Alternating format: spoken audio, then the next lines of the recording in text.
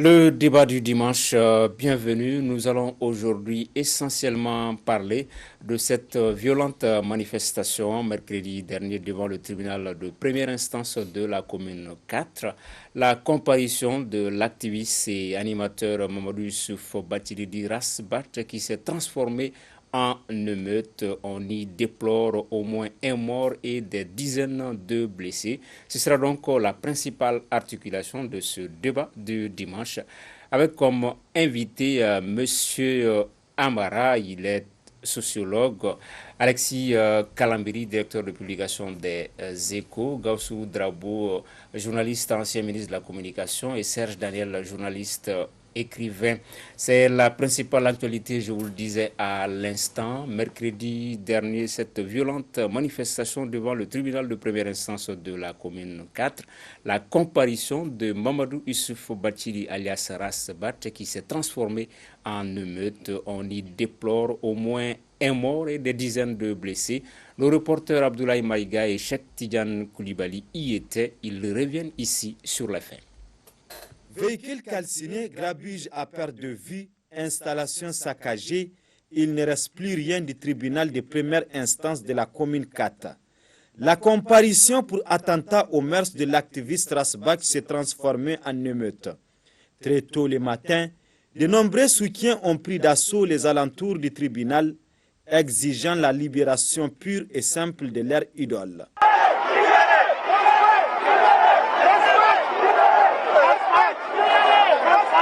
Au jet de pierres des manifestants, les forces de l'ordre répondent d'abord avec des gaz lacrymogènes et ensuite autrement, à en croire certains témoins.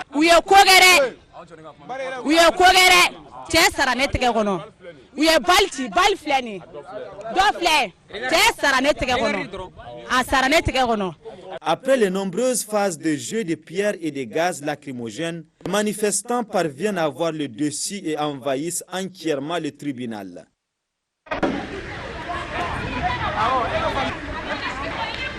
Même si la comparution de ce mercredi matin n'a pas pu avoir lieu, les manifestants n'abdiquent pas. La revendication reste la même.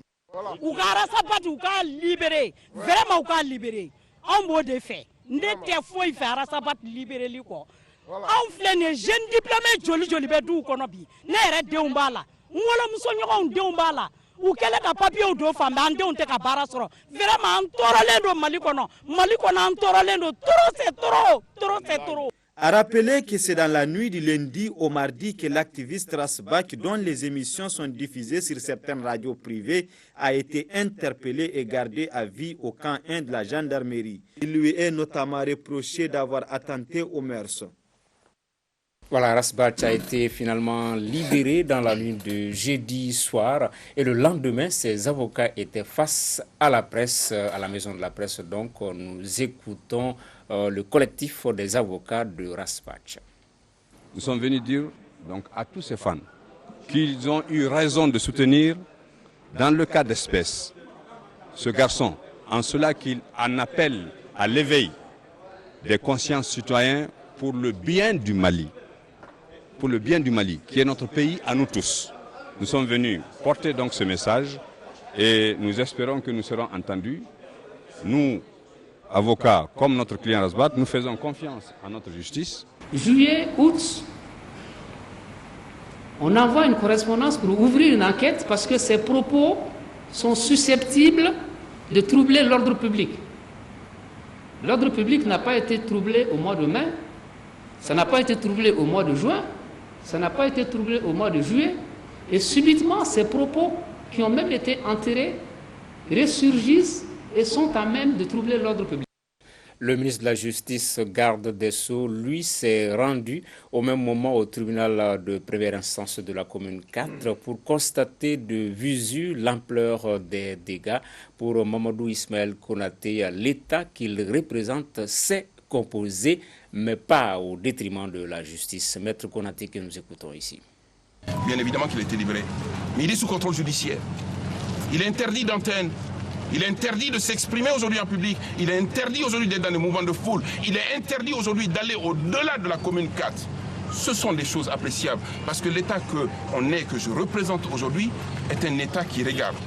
qui entend, qui voit et qui sait composer. Et en composant aujourd'hui, ce n'est jamais au détriment de la loi, ce n'est jamais au détriment du droit et ce n'est jamais au déshonneur des juges que vous êtes. Voilà, nous allons donc articuler cette partie, cette manifestation peut-être en 3 phases, les événements, avant les événements et puis la gestion de ces événements-là. Mais déjà, M. Amara, un premier commentaire de façon globale sur cette actualité-là. Merci. Je pense qu'il y a 2 choses importantes à relever à travers ce qu'on vient de voir. D'abord, par rapport à ce qui s'est passé, toute la question de l'antériorité, il y a des causes qui sont à la fois objectives et subjectives, qui n'excluent pas un peu la violence qui s'en est suivie. Voilà. D'abord, il y a les causes objectives, donc il y a un sentiment d'exclusion sociale peut-être latent qui existe dans la société. Et de manière subjective, il y a aussi ce sentiment d'exclusion personnelle qui est lié, et ça a été dit dans le reportage, cette dame qui disait « mes enfants sont là, ils n'ont pas de travail ». Voilà, c'est un peu, ça pose aussi la question de la promotion et de l'intégration de la jeunesse. Donc toute la question de comment faire ces jeunes-là, donc la question démographique, vous savez que démographiquement le Mali c'est quand même 3,20%, hein, donc c'est énorme, et d'ici d'ici une dizaine d'années, la population malienne, plus la population nigérienne, ça va être au moins 100 millions. C'est énorme. Donc c'est important de montrer ça au-delà de la violence verbale, physique, qui s'en est suivie, qu'on va aborder tout à l'heure ensemble. Alexis Kalambri, un premier commentaire sur... Oui, je pense qu'il y avait un mouvement dans le mouvement. Il y avait une sorte de mouvement des indignés, tous les frustrés de la vie, plus ceux qui n'ont... plus les victimes de Amikan, on va dire, qui sont sortis pour grossir le rang, les jeunes qui étaient là pour Rasbash. Et ces jeunes étaient, mon sentiment, pour une fois j'étais là et Serge n'y était pas, mon sentiment c'est que c'est des jeunes à la limite qui vivent dans l'irréel. Si vous avez remarqué, ils étaient en train de manifester, mais tout le monde se filmait, ils étaient un peu dans le spectacle. Donc, à la limite, eux, ils voulaient juste que leur idole soit libérée parce que ce qu'il dit leur plaisait, mais ils n'ont pas de programme derrière. Mais à côté, vous aviez beaucoup de frustrés qui ne savaient souvent pas qui était Rasbash, mais qui avaient... une colère à exprimer. Oui, c'est vrai que je n'étais pas là parce que je n'étais pas sur le territoire national, sinon je serais là. Mais en fait, vous savez, il y a, dans un pays de droit, la justice a le droit d'interpeller ou de convoquer tous les citoyens. Donc M. Bathily est un citoyen comme tous les autres. La justice a le droit de demander à l'entendre, d'ouvrir une information judiciaire. Ça, c'est inévitable. Mais le problème, c'est qu'il y a une erreur, une succession d'erreurs d'appréciation, je dirais. D'abord, on apprend qu'il a été arrêté au moment où il se dirigeait vers une radio, parce que c'est un chroniqueur. Il se dirigeait vers une radio et on l'interpelle. C'est un peu comme si on voulait l'empêcher d'aller vers cette radio-là. Donc ça, c'est une erreur. On aurait pu l'interpeller d'une autre manière. La deuxième chose, c'est le lendemain. C'est-à-dire qu'on dit, bon, qui va comparaître devant le tribunal de la commune 4, alors qu'il n'y avait pas de comparution. Mais puisqu'on savait déjà la veille, par les réseaux sociaux, on en reparlera, qu'il devait être convoqué, enfin qu'il était supposé être convoqué, on aurait pu démentir tout simplement cela. Parce que, oui. Donc maintenant, la raison pour laquelle on l'a interpellé, on a parlé d'atteinte aux mœurs, quand on parle d'atteinte aux mœurs, ça peut se régler peut-être dans la brigade des mœurs dans un premier temps, et non forcément au tribunal. La deuxième chose, et ça c'est la plus importante, à mon avis, c'est qu'on estime qu'il démoralise l'armée, de par ses chroniques, parce que c'est un pourfendeur de tous les régimes. Il faut quand même dire que ce jeune, la première fois que moi je l'ai interrogé, je lui ai demandé, mais vous vivez de quoi? Il m'a dit, je fais des consultations juridiques. Donc chroniqueur, ce n'est pas à mon avis sa principale fonction. Mais pourquoi? Et si on veut le convoquer, il fallait peut-être mettre de l'ordre, si vous voulez, de la forme. Je pense qu'il y a eu une succession d'erreurs qui n'ont pas facilité, ça n'a pas facilité le débat.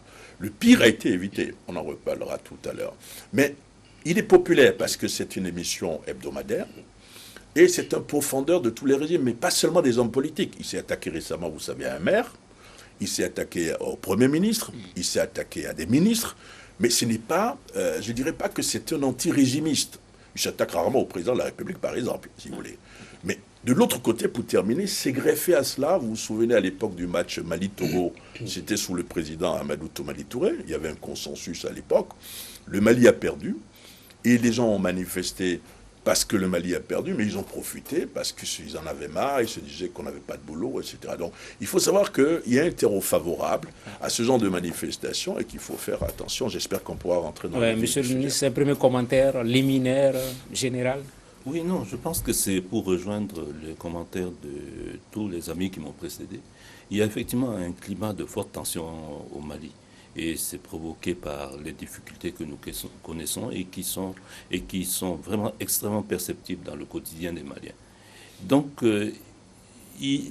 lorsque se produisent des événements qui, en eux-mêmes, ne devraient pas provoquer une explosion, il suffit qu'une gestion un peu discutable, comme l'a dit Serge, se fasse pour que aussitôt la mèche s'allume et que la déflagration arrive. Vous voyez, par exemple, il y a 3 semaines, lorsqu'il y a eu les incidents à Bamako, après l'apparition de Madame le gouverneur, lorsque les policiers vous racontent l'événement, ils vous disent que bon, jusqu'à ce que Madame le gouverneur se rende sur place, les gens acceptaient de s'en aller. Mais il a suffi qu'elle arrive pour qu'aussitôt certains protestent, essayent de l'agresser et qu'aussitôt se produise une réaction en chaîne qui, à ce moment, enflamme tout le centre-ville. Et aujourd'hui, c'est la même chose. Il y a la comparution de Bathily, qui en soi est un événement fondamentalement gérable. Il y a des maladresses de gestion. Il y a, disons, un appel à la solidarité. Et aussitôt, autour du noyau des partisans de Bathily, des sympathisants que Alexis a vraiment bien décrit, se conglomèrent d'autres frustrations, et là, des frustrations qui sont absolument disposées à s'exprimer violemment. Okay. Donc, il faut vraiment faire attention parce que, effectivement, à n'importe quel moment, ce genre de situation peut encore se reproduire. Oui, on va donc en venir à la gestion de l'affaire Alexis Calambri. Les hommes de médias ne sont pas des intouchables, ils ne sont pas au-dessus de la loi, ce sont des justiciables comme tout citoyen. Est-ce que le fait de ramener l'affaire au niveau du droit commun, on a entendu le ministère public, n'a pas été une erreur d'appréciation puisqu'on sait qu'il y a des instances de régulation et d'autorégulation?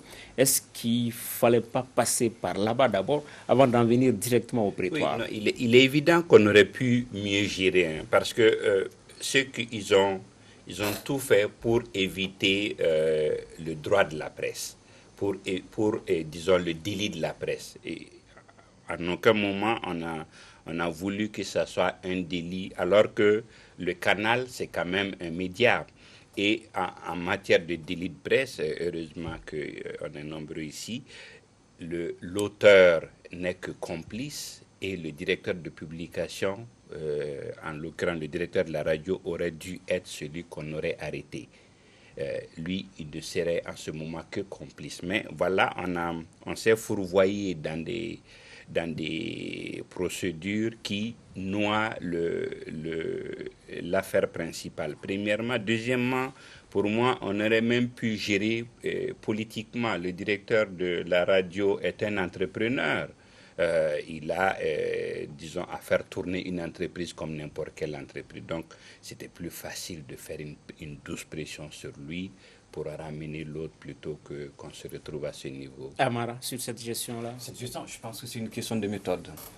Ça a été dit, mais je le redis autrement. C'est-à-dire que pour moi, par exemple, sur simple convocation, on aurait pu tout simplement faire venir M. Bathily pour lui faire entendre raison, quelque part. Ça ne devait pas être quelqu'un qui va être interpellé avec sa femme devant. Déjà, il y a une question d'humiliation aussi qui est donc à prendre en compte. En plus de cela, moi je ne suis pas juriste, mais j'imagine que lorsqu'on interpelle quelqu'un, on lui retire un certain nombre d'affaires et s'il a besoin d'un avocat, on fait appel donc à son avocat. C'est comme ça que ça devrait se passer. En plus du fait qu'effectivement, c'est le directeur de publication, en tout cas le responsable de la radio, qui aurait dû être d'abord convoqué pour qu'on lui fasse entendre raison. Donc, première chose, c'est cette question de méthode. Deuxième chose, il ne faut pas qu'on oublie qu'on est dans un monde aujourd'hui global. Vous voyez, c'est qu'aujourd'hui, le réseau social comme Facebook ou d'autres, c'est des réseaux qui seraient quelque part incontrôlables. C'est très difficile aujourd'hui de contrôler l'information si toutefois ce contrôle de l'information n'est pas un contrôle qui est mis en rapport avec l'éthique et mis en rapport aussi avec toute la question de la déontologie. Et c'est ça qui a aussi davantage mis le feu aux poudres et qui aurait contribué à augmenter la popularité de M. Bathily. Le début de gestion n'a pas été bon. Il n'y a pas eu une bonne gestion au début, comme je l'ai dit. C'est-à-dire qu'on l'a arrêté au moment où il se dirigeait à la radio, vers la radio. Donc il y a un problème. Moi j'ai lu sur les réseaux sociaux, il aurait écrit, je ne sais pas si c'est lui, puisqu'il n'a pas le droit de parler, on va en parler tout à l'heure, puisque le ministre de la Justice a dit, il interdit de parole, d'antenne. Enfin c'est un peu quand même, on va reparler de cela, mais c'est quand même terrible, parce que lui-même il a dit, je suis au camp, je me porte bien, j'ai dormi dans une chambre climatisée. Donc disons qu'a priori, ça devait calmer les gens. Mais à partir du moment où il a été dit que le lendemain, il devait être présenté en commune 4, mais il fallait tout simplement dire, par les mêmes réseaux sociaux, que s'il n'a jamais été question de l'entendre en commune 4. Peut-être que les gens ne seraient pas allés là-bas. Donc il y a eu une mauvaise gestion de l'affaire au début, au milieu. Mais là, la fin a été plutôt plus heureuse. C'est-à-dire grâce aux avocats, grâce au ministre de la Justice, bon, enfin pas tellement grâce au ministre de la Justice, ne lui jetons pas tellement de fleurs, il faut plutôt lui jeter des flèches, on va le faire tout à l'heure. Oui, monsieur le ministre, droit commun, délit de presse, il y avait un arbitrage à faire à ce niveau-là. Et peut-être là, la HAC qui se met progressivement en place aura peut-être les jours à venir son mot à dire dans ce genre de situation. Non, elle aurait effectivement son mot à dire et dans les pouvoirs qui lui sont donnés, elle ne peut pas toucher un journaliste. Elle va simplement se reporter vers, comme l'a dit Alexis, vers le propriétaire de l'organe, vers le directeur de publication ou bien vers le promoteur de la radio. Mais je voulais accentuer ce que Alexis a dit. Vous savez, lorsque vous regardez ce qu'on reproche à Rasbat, c'est-à-dire l'atteinte publique aux bonnes mœurs, l'outrage à l'autorité publique et l'incitation à la désobéissance des forces armées, tout cela est géré dans la loi sur la presse. Et effectivement, comme l'a dit Alexis, un citoyen qui se met dans la rue, qui se perche sur un tonneau et qui crie, qui fait ce genre de revendication, on le fait tomber sous le coup du droit commun. Mais lorsqu'il va dans une radio ou bien lorsqu'il va dans une rédaction pour tenir les mêmes propos ou écrire les mêmes propos, il tombe sous le coup de la loi sur la presse. Et effectivement, cette loi prévoit des sanctions pénales pour cela. Donc, comme l'a dit Serge, il y a beaucoup de maladresse dans la gestion de la situation. Et effectivement, vous voyez, on l'a bien dit, on donne la manière dont ça a été géré matériellement donne l'impression qu'on veut se saisir d'un jeuneur et qu'on veut le neutraliser très rapidement. Voilà. On le convoque en fin de journée. Il se fait conduire au camp 1 par sa femme. Tout le monde se dit que non, c'est quelque... Et comme l'a dit Serge, il est sur le chemin de la radio. Et il est là pour animer sa son émission hebdomadaire. Et ensuite, effectivement, lui-même a fait un appel, mais un appel à une manifestation pacifique. Il a dit venez calmement et dans l'ordre. Mais c'est impossible. Okay. Alors le problème, c'est que parfois, on est journaliste, mais on a l'impression que les hommes politiques ne font pas leur travail. Et de notre position de journaliste, on a envie de dire on va faire de la politique pour leur apprendre comment faire le boulot. Enfin, il ne faut pas franchir le Rubicon. Chacun a son rôle. Moi, je n'ai pas envie de faire de la politique. Mais ils le font très mal. Ils le font très mal. Assez mal. Ce que je constate aussi, c'est une observation dans la gestion. Depuis 3 ans, ce que je constate, il y a eu un gouvernement de la République où on a eu 2 ou 3 ministres forts. J'ai dit, on n'avait pas besoin du président de la République pour gérer un certain nombre de choses. Mais depuis, tout se ramène au président de la République. Vous avez vu ce qui s'est passé. Dès qu'il a été libéré, on a dit, c'est le président de la République qui a donné l'ordre de le libérer. C'est faux. Le président de la République n'a pas le pouvoir, enfin, théoriquement, à cause de la séparation des pouvoirs, de donner l'ordre de le libérer. On n'a pas l'impression qu'il y a que nous avons affaire à des ministres. Généralement, dans un gouvernement, vous avez 2 ou 3 ministres forts qui peuvent qui peuvent gérer des situations.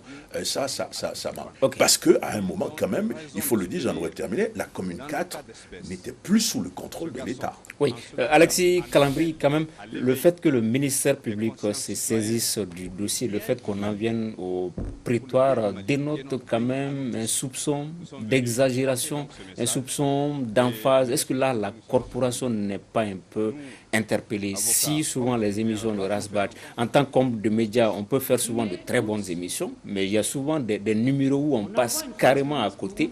Est-ce que si la corporation ne débriefe pas pour dire ça a été bien, ça n'a pas été bien, le fait qu'on en arrive au prétoire, est-ce qu'il n'y a pas un soupçon d'exagération, d'entrave à l'éthique et à la déontologie? J'espère que l'État et les gouvernants vont se sentir interpellés et jouer leur rôle. Et peut-être là, je fais l'avocat de la profession étant de la maison de la presse. Mais souvent, il y a certaines émissions, oui, c'est-à-dire que il y a le système de régulation qui est prévu par l'État et le système d'autorégulation qui est une sorte de tribunal des pairs qui a existé, qui est moribond, mais qu'on est en train de remettre sur place. Parce que si vous prenez tous les codes d'éthique et de déontologie, le journaliste reconnaît d'abord la sanction de ses pairs qui sont les seuls habilités à juger son travail professionnellement. Donc oui, c'est vrai, il faut la régulation et l'autorégulation. Il faut que même la régulation de l'État, de mon point de vue, bon, c'est vrai que la HAC se met en place, mais avant, il n'y avait rien. Il y avait juste un système pour les élections, mais en dehors de ça, il n'y a rien d'autre. Mais vous dites qu'il est chroniqueur. Il est chroniqueur, il n'est pas journaliste. Oui. Il n'a pas de carte de presse. Un journaliste, non, à partir du moment où c'est un média... Au Mali, un journaliste, c'est quelqu'un qui a une carte de presse. M. Bathily n'a pas de carte de presse. C'est un chroniqueur. Donc la loi, et là peut-être qu'on va s'adresser à M. le ministre, parce qu'il est dans une institution importante qui se charge de ces problèmes, comment peut-on définir quelqu'un qui n'est pas journaliste, mais qui est chroniqueur dans un média? Ouais. Peut-être que, M. le ministre, c'est l'occasion pour la HAC de définir clairement un peu l'animateur, le chroniqueur. Et puis, bon, souvent, tout n'est pas positif au niveau de la presse, au niveau des radios. Est-ce qu'il y a un travail de remise en cause au niveau de la corporation aussi? Non, il y a un travail, disons, de remise en ordre, effectivement.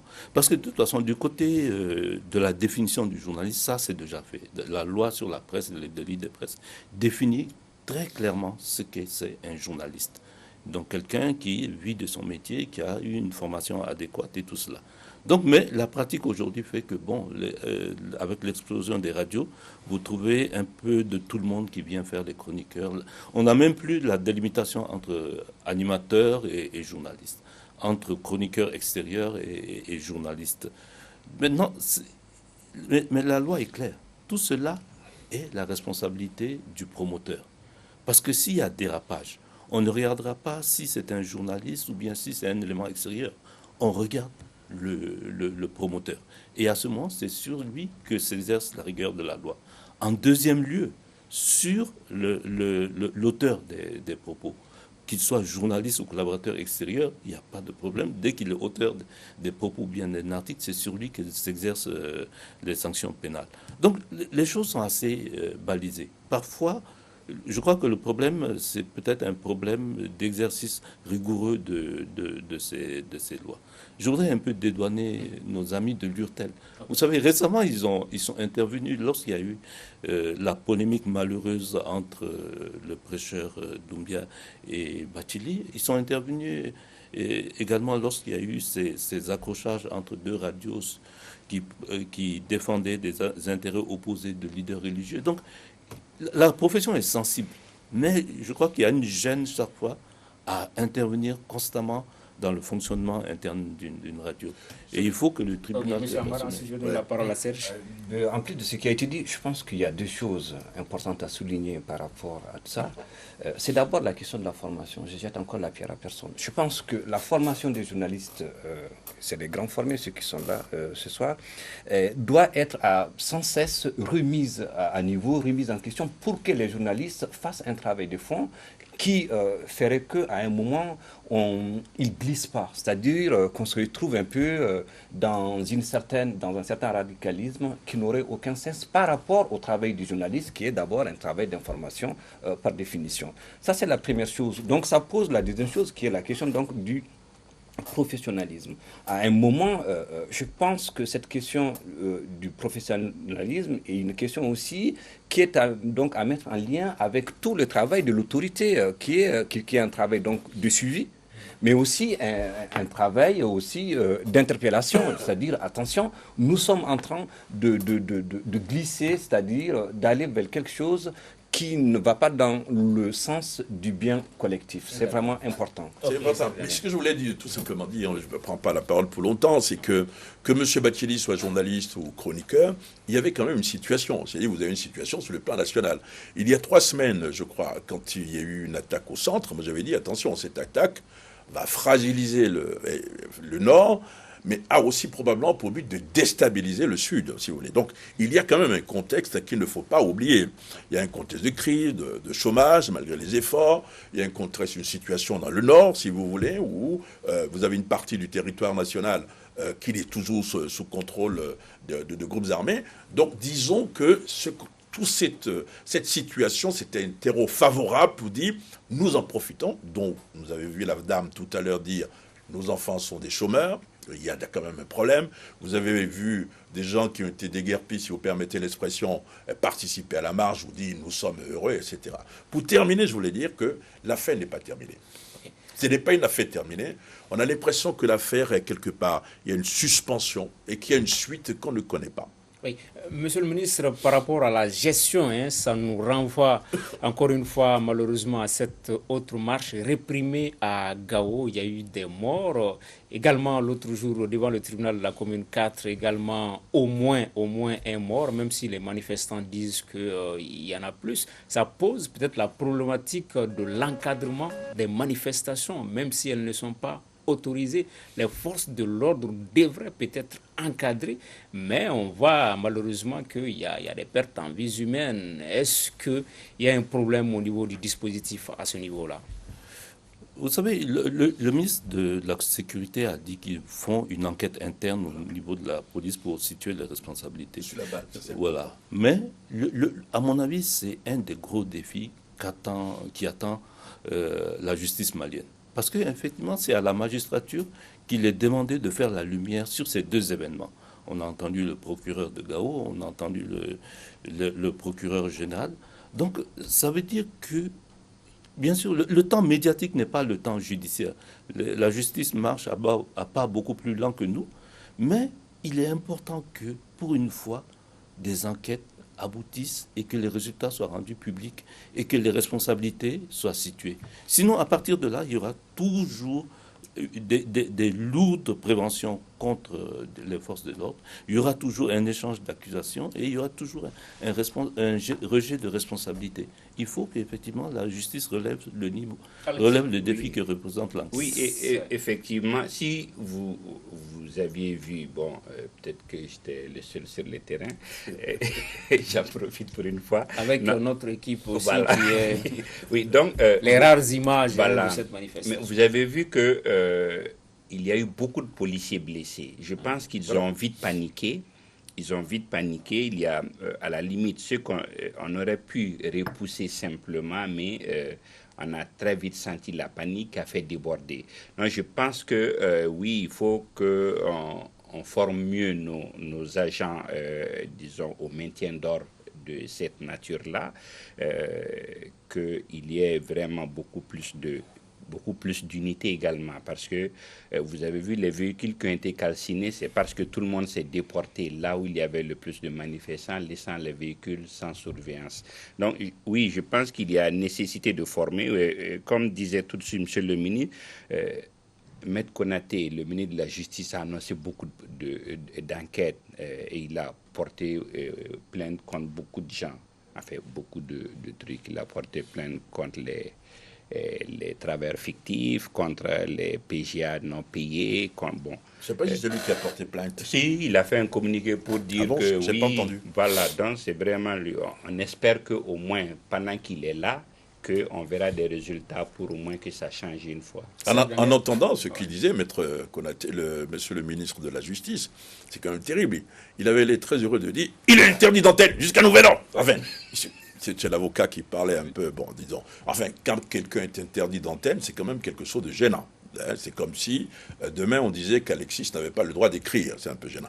Et pour terminer, c'est l'histoire de la balle. C'est-à-dire, au sein de la police, ce qui se dit, c'est que ce n'est pas nous qui avons tiré. Cette balle ne provient pas de notre stock. Donc là aussi, il faut que l'enquête puisse se dérouler. Monsieur Amara, il ne faudrait pas qu'il y ait glissement qu'à l'issue de chaque manifestation, qu'il y ait un décompte macabre. Il y a eu Gao, il y a eu Bamako. Si on ne tire pas tout ça au clair, ce sera une habitude, une tradition. Une malheureuse habitude, une malheureuse tradition, parce que pour moi, Alexis l'avait souligné d'une façon ou d'une autre, c'est aussi la question des renseignements et des dispositifs, quelque part. Parce qu'il semblerait qu'au tribunal, à un moment, la salle a une jauge. C'est-à-dire que la salle doit pouvoir contenir 100 et il se trouve que le public était 200, 300. Ça, ce n'est pas normal. Donc, c'est une question donc de dispositif de sécurité pour dire c'est pas possible, on attend la jauge, personne n'y rentre, personne ne sort. Okay. Deuxième chose par rapport à Gao, ce qui s'est passé par rapport à ces morts, je pense que c'est la question des renseignements. C'est-à-dire comment à un moment les informations sont recueillies sur le terrain, remontent donc aux services appropriés, pour qu'on prenne les dispositions nécessaires afin qu'on ne se retrouve pas à chaque fois avec des morts. Il est normal démocratiquement de manifester. C'est quand même un mode d'expression démocratique. On ne peut pas empêcher au champ, mais faudrait-il qu'à chaque fois qu'il y ait une manifestation, qu'on se retrouve avec des pertes humaines. Donc ça pose la question des renseignements. Ça